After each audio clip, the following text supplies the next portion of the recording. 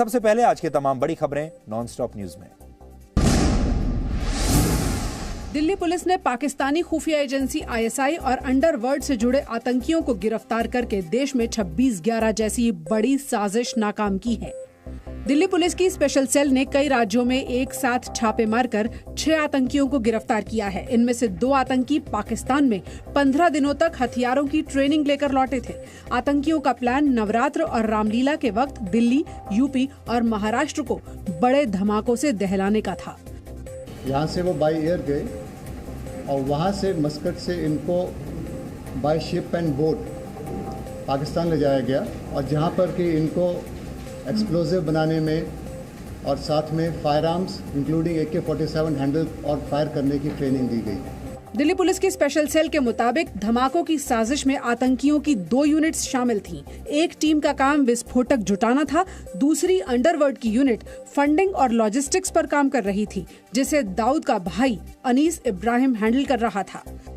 इस टीम का काम था कि जो वहाँ से फायर आर्म और एक्सप्लोजिव आएंगे उनको ठीक से सुरक्षित तौर पे बॉर्डर के पार कराकर भारत के विभिन्न शहरों में इनको कंसील करके रखना। आतंकियों से विस्फोटक और विदेशी हथियार भी बरामद हुए हैं। पुलिस के मुताबिक आतंकी लगातार सीमा पार संपर्क में थे। प्रधानमंत्री नरेंद्र मोदी ने आज अलीगढ़ में राजा महेंद्र प्रताप यूनिवर्सिटी और डिफेंस कॉरिडोर की आधारशिला रखी। अलीगढ़ में 50 एकड़ से ज्यादा जमीन पर 100 करोड़ रुपए से ज्यादा की लागत से जाट राजा महेंद्र प्रताप सिंह के नाम से यूनिवर्सिटी का निर्माण किया जाएगा। इस मौके पर पीएम मोदी ने कहा कि आजादी के कई नायकों को भुला दिया गया था।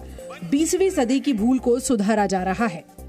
20वीं सदी की उन गलतियों को आज 21वीं सदी का भारत उन गलतियों को सुधार रहा है।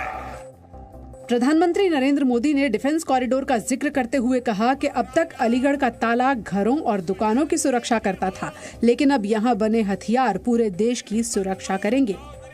कल तक जो अलीगढ़ ताले के जरिए घरों की दुकानों की रक्षा करता था, वो 21वीं सदी में ये मेरा अलीगढ़ हिंदुस्तान की सीमाओं की रक्षा करने का काम करेगा। पीएम मोदी ने यूपी के मुख्यमंत्री के काम की तारीफ करते हुए कहा कि 2017 से पहले कामों को अटकाया जाता था, लेकिन अब यूपी नए अभियानों की अगुवाई कर रहा है।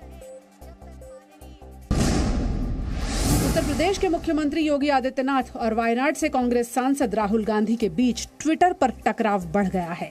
राहुल गांधी के ट्वीट के जवाब में सीएम योगी के दफ्तर ने ट्वीट करते हुए लिखा है, जिनके रही भावना जैसी प्रभु मूर्ति तिन्हा देखी तैसी। और हाँ श्रीमान राहुल जी, अपराधियों और उपद्रवियों के साम्राज्य पर बुलडोजर चलाना अगर नफरत है तो ये नफरत अनवरत जारी रहेगी। इससे पहले राहुल गांधी ने मुख्यमंत्री योगी आदित्यनाथ को घेरते हुए ट्वीट किया था, जो नफरत करे वो योगी कैसा। राहुल गांधी ने इससे पहले भी किसी पार्टी या नेता का नाम लिए बिना ट्वीट किया कि तुम हिंदू, सिख, ईसाई न मुसलमान के हो, बस मित्रों के हो, न देश के हो, न इंसान के हो। समाजवादी पार्टी के अध्यक्ष अखिलेश यादव ने योगी सरकार पर निशाना साधते हुए दावा किया कि 2022 में उनकी पार्टी ही सरकार बनाने जा रही है। उन्होंने योगी सरकार पर गरीबों के घरों को तोड़ने का आरोप लगाते हुए कहा कि इस सरकार को अपना चुनाव चिन्ह बुलडोजर रख लेना चाहिए। सरकार को अपना चुनाव चिन्ह बुलडोजर रख लेना चाहिए। ये सबसे बड़ी उपलब्धि सरकार की है कि इनका पास बुलडोजर है। बुलडोजर में स्टीयरिंग होता है। अभी बुलडोजर इधर चल रहा है, स्टीयरिंग घूम जाएगा तो बुलडोजर किधर चलेगा। अखिलेश यादव ने प्रधानमंत्री नरेंद्र मोदी को 2017 से पहले का डेटा निकलवाने की सलाह भी दी।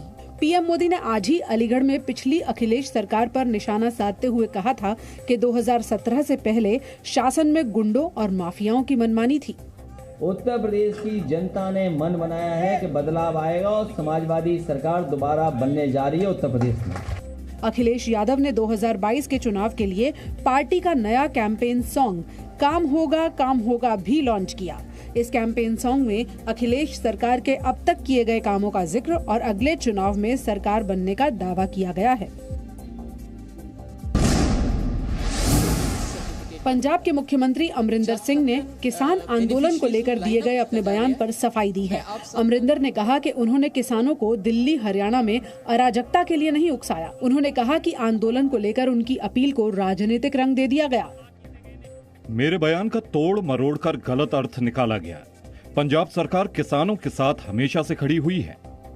इससे पहले अमरिंदर ने कल होशियारपुर में कहा था कि 113 जगहों पर धरनों से पंजाब का आर्थिक नुकसान हो रहा है। किसानों को आंदोलन करना है तो पंजाब में नहीं, दिल्ली और हरियाणा में जाकर करें।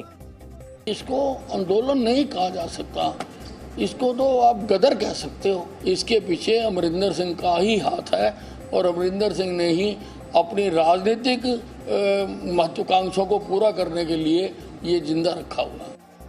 वहीं किसान आंदोलन से कई राज्यों में ट्रैफिक जाम होने और करीब 9,000 उद्योगों के बंद होने की शिकायत पर राष्ट्रीय मानवाधिकार आयोग ने संज्ञान लिया है।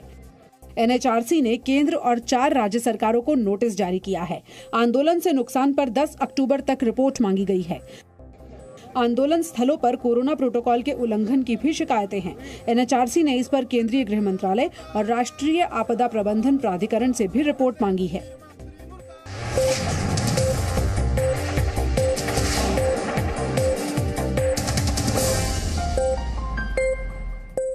Presenting B News app, available on Google Play and App Store. Download it now.